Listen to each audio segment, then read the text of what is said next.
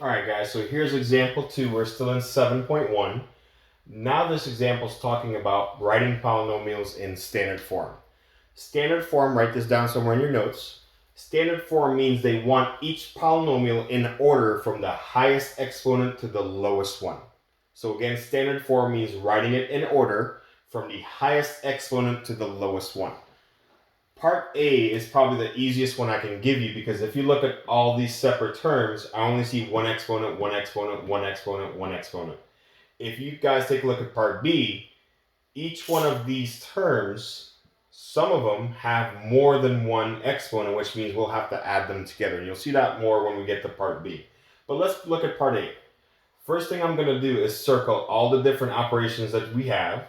So we see that there's 1, 2, 3, 4, 5 terms. Okay, we're not classifying them anymore like we did for example 1. We're just writing it in order from highest exponent to the lowest one. So out of these terms, which one has the highest exponent? So if we take a look at here, this one has an exponent of 4, which seems to be the highest one. So the first thing I'm going to do is write the 6x to the 4th power. The next highest one is right here, is x to the 3rd. So plus x to the 3rd. Now after that comes the exponent of 2, and it's a negative, so be careful. So I'm going to write a minus 3x squared. All right. After that, which one of these two has the highest one? Remember, 5 doesn't have a variable. No variable means no exponent. So this thing has an exponent of 0. The first term, however, has an exponent of an invisible 1. So let's write that one next. It's a positive 7x.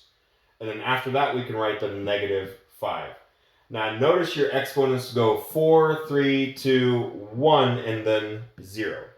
This is what you call standard form when it's written in order from highest to lowest. Now part B is more complicated because some of these terms have more than one exponent, okay? So here's how these work. If you see it has more than one exponent, you'll have to add them together for that term. So this term right here has 2 plus this 1 on the x, so this thing has a degree of 3.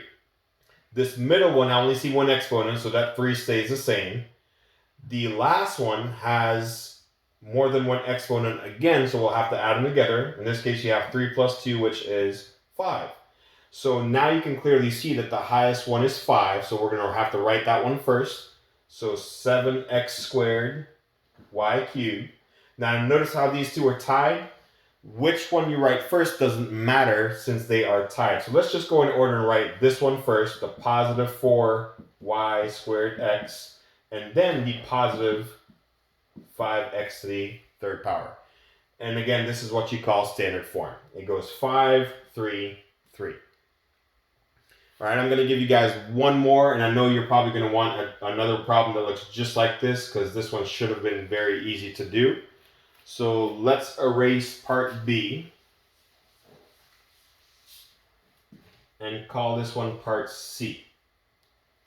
All right, and let's give you something similar to what we just did. So let's do negative 7y plus 5xy plus 3 minus 4z cubed. All right. Now, let me circle all the different operations again. So you have 1, 2, 3, 4 terms that we have to organize from highest to lowest. So this one clearly has, the last term, clearly has an exponent of 3. There's only one variable there, and the exponent on it is a 3.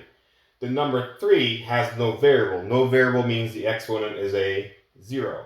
Now this term, notice it has more than one exponent. There's a 1 on the x, there's also a 1 on the y. Whenever it has more than one variable, it has more than one exponent, which means we have to add them together. So this thing has 1 plus 1, which is the degree of 2. This only has one variable, which means it only has the exponent of 1. No need to add them together. So let's go in order from highest to lowest. Highest one being this one, which had a degree of 3. So if there was a negative, keep that in mind. So it's a negative 4z to the 3rd. So let's cross that one out, we're done. Next highest one was this one that had a degree of 2. So we have positive 5xy. You don't have to write the ones anymore. Cross that one out. The next highest one was this 1. Be careful, it's a negative, so write down a negative 7y. And then you have this positive 3, which had a degree of 0 because it didn't have a variable. So in this case, it goes 3, 2, 1, 0. So it is in standard form, which again means write it in order from the highest exponent to the lowest one. And that's all there is to it for this example, guys. We'll see you in the next one.